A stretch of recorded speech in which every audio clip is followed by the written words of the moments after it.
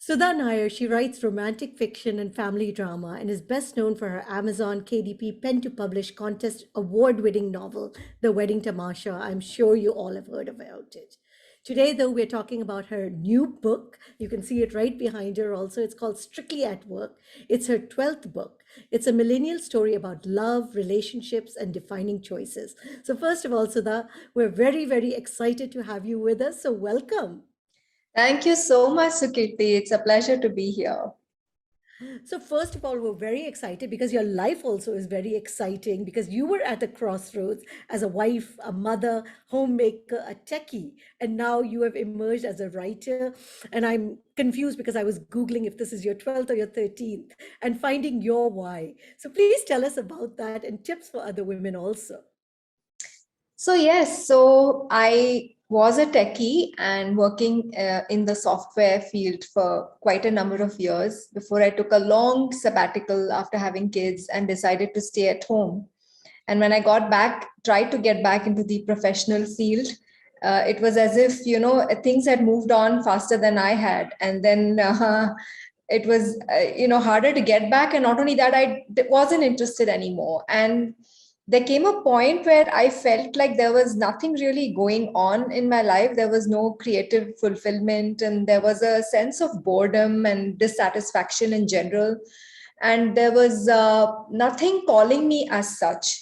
So it was like a crossroads in my life where I felt like I needed to do something. At the same time, I didn't know what it was, and I needed it to be something that made me feel good about myself, made me feel like I was contributing something to this world, and made me feel like I was really enjoying my life and not having it be like a rut, getting up every day and doing the same thing over and over again. So I started writing again. In fact, it was a very small thing when I was younger. I just wrote a few poems and all that. And I just started writing again, and it felt really wonderful again. I wrote a short story for a magazine and sent it off, and it was rejected because it was the first one. I hadn't really learned how to write a story. But the feedback from the editor was very nice. So she said, why don't you write another story, try another time? And that went on for a few years until I wrote my novel. And then I published my first novel in 2017. That's The Wedding Tamasha. And that's amazing because, I mean, your first novel, it goes on to win such a prestigious award and it opened up a whole new world, I imagine. Yes.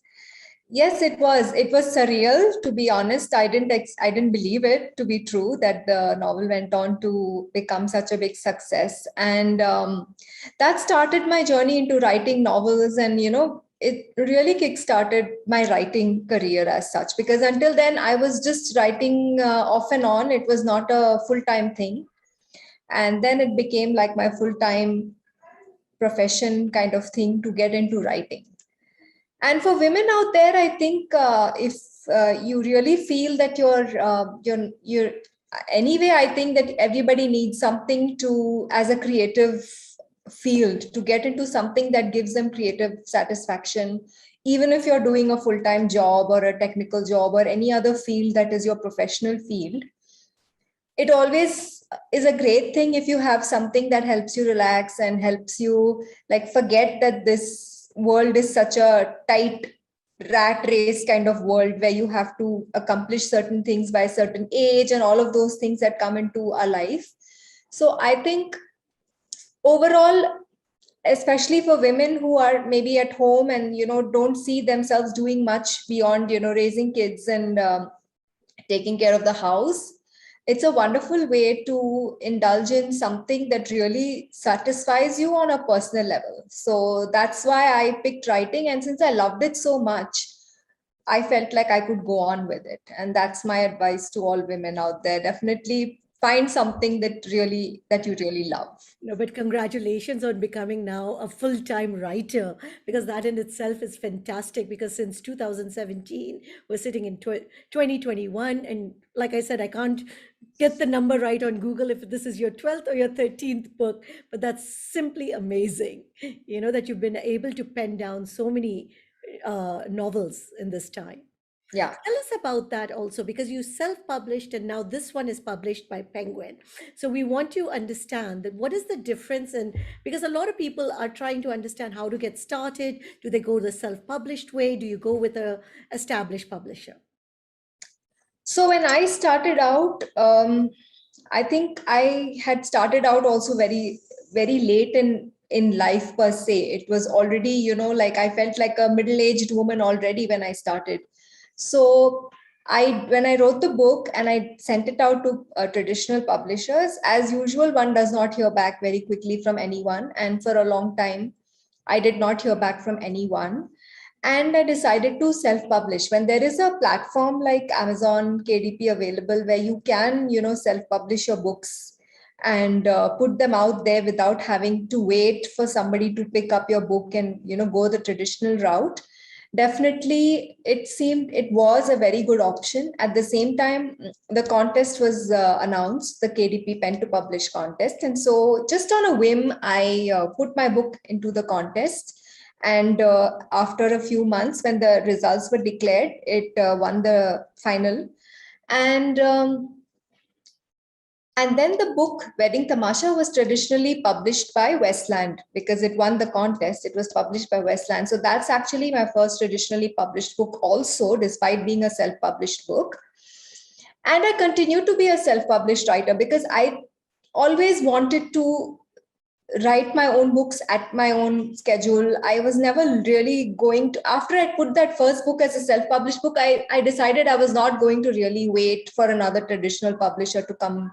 To go to another publisher and say, please, can you like my book? I said, if I'm getting such a good response, why don't I just publish my own books and do it at my own pace and just feel happy and relaxed that I am doing it. I don't have to really wait on anyone to get there.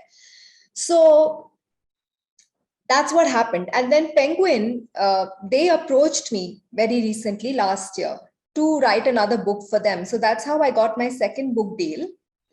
But otherwise, I'm primarily still a self-published writer. And if a good publisher would like to come forth and take up my book, I'm very happy to partner with them. But otherwise, I remain self-published. And also, I am now called a hybrid author, if that's the new term for being Okay. self-published as well as traditionally published.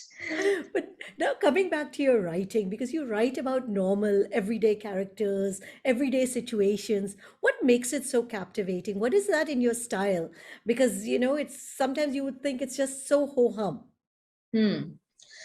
Yes, everyday characters who are extremely vulnerable, raw, and are open to expressing their faults, their shortcomings, and just being very, very real and relatable. Because, when you see such a character on the page, it could just be you. You could be that character. And so when you relate to a character like that, you feel closer to the story. You feel like the story is your story. You are leading the role in this story.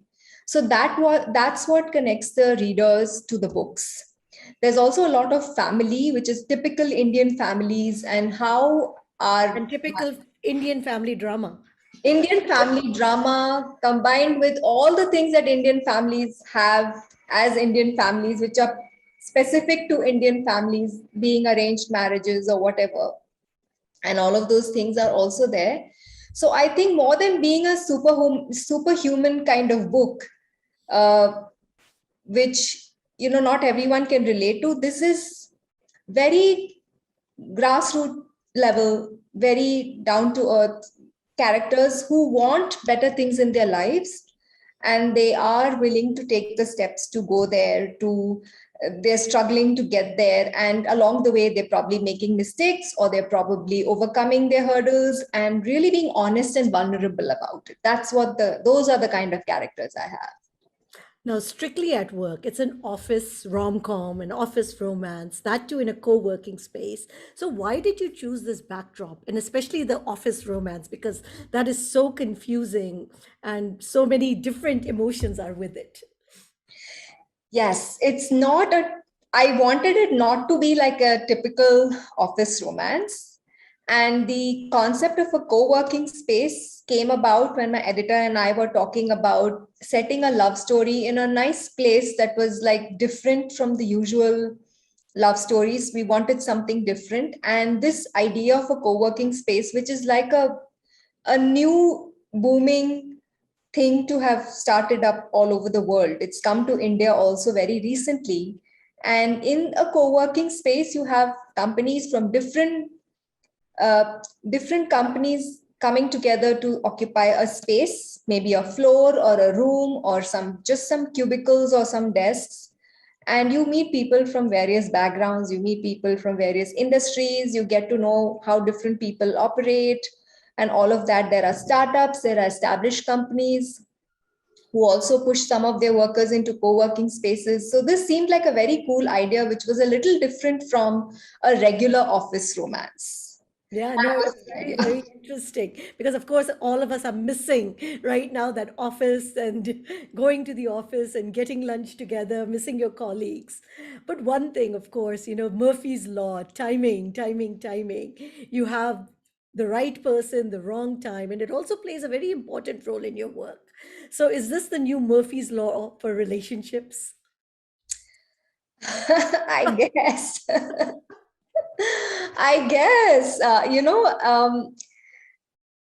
it is very true that sometimes we've been waiting for years or some ages to find the right person, and that right person or somebody you really like, and either that person already has another relationship, or they've come into your life when you're already committed to somebody else. So in a sense, the story begins with Murphy's Law, in which she's just moving to a new office space and her morning is all gone for a toss. And then the first person she meets also happens, as per Murphy's Law, to be the guy she kind of likes, but is not going to, be available to her, which is so sad. And it's true. But in your book, you cover a lot of issues that are typical, like you said, of a middle class home. But you also cover abusive relationships, arranged marriages, aging parents, and the pressure, especially the pressure that women put on themselves to conform to societal norms. Let's talk about that a bit. Yes. So even today, all our arranged marriages are kind of fixed by the parents. You probably don't know the guy or the girl, most likely, too much. And the kind of time that you get to know each other is also very limited. Plus, I don't see a way that either one can back out of an arranged relationship, even if they're not married yet, but they're just probably engaged or whatever. It's very hard to back out of this, even if you don't like the person, because of the commitment. The whole family is involved. It's just not two people getting married. It's like the entire all the both the families are getting married and their extended families are getting married too. No, and it's So very, very difficult. Even now, yeah, you get stuck in this phase. But this confusion, especially for this generation, traditional values, modern values, are we stuck somewhere in between? And hence this confusion in our minds is even bigger today. yes, so I think we are like today we have like three generations of people. One is like our parents who are very conservative, and they only go by the norms that they followed for years before them, which is arranged marriages and not marrying within the community and all of those things. And then you have the middle generation, which is kind of half in the older generation and half in the newer generation.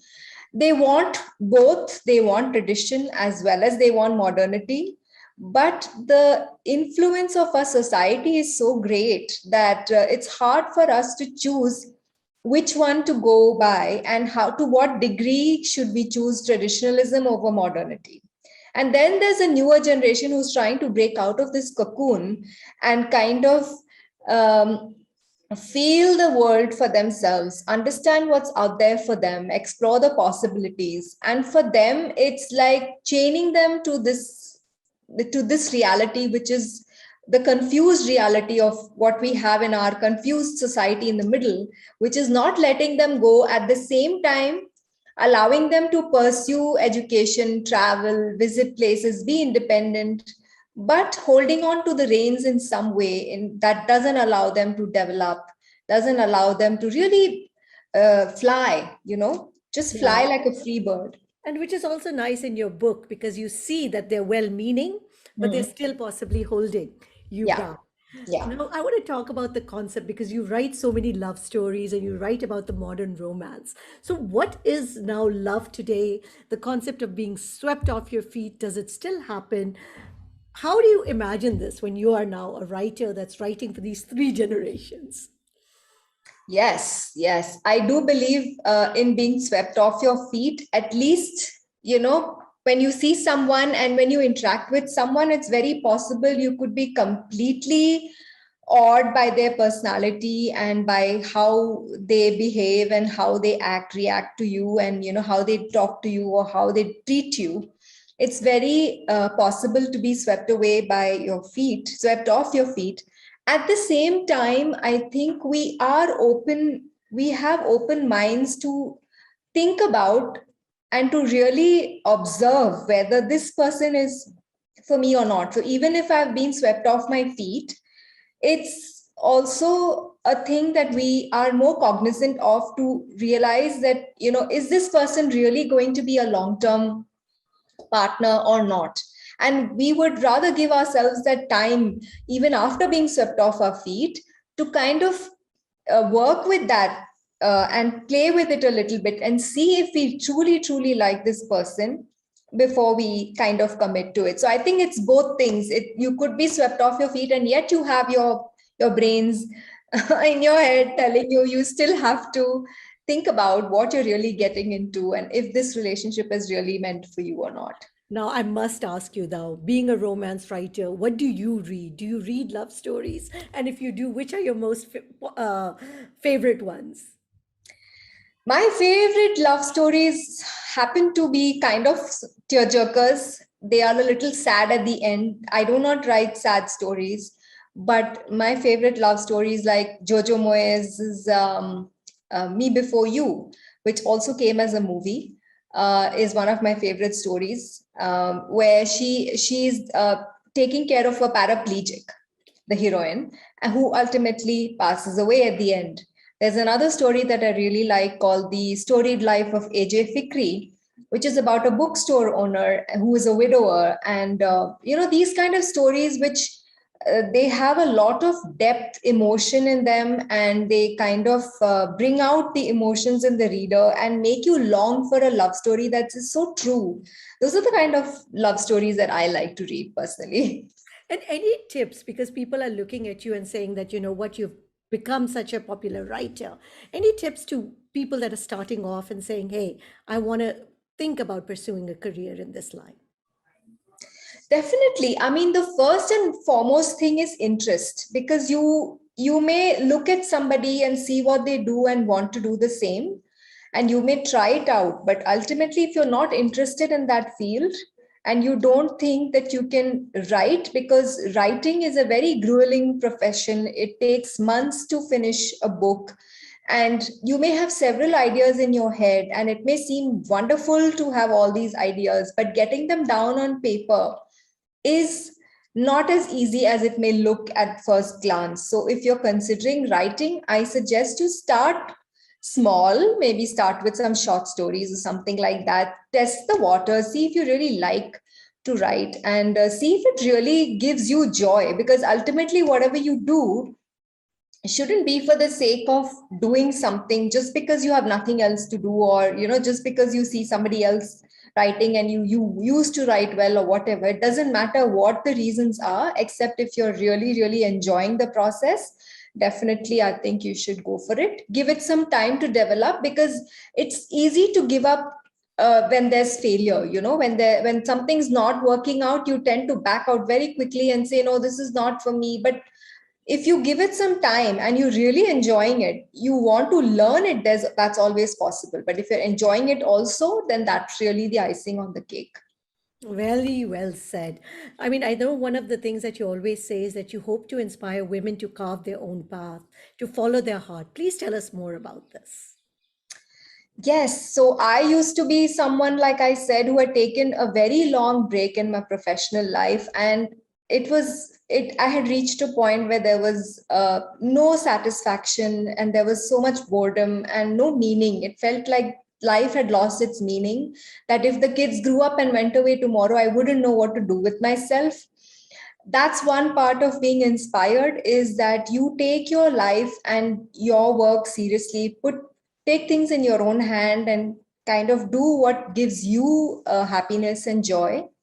The other thing is, with the younger women out there who are just starting out in life, finished their education and are carving out new paths, looking for new careers, is to explore the opportunities that are out there, explore the world. Don't get too fixated on our societal traditions and conditions and all of those things. Try to understand yourself and what you love to do, and then you get into a situation or something that feels fulfilling to you as a person first. So I'm saying, just focus on yourself, look inward for a bit, think about you before you think about anybody else, even your family or the world or society or anything. Think about yourself first. That's my call to all women. Be inspired by other women, and at the same time, know yourself, understand yourself, and go after your dreams. That's more important.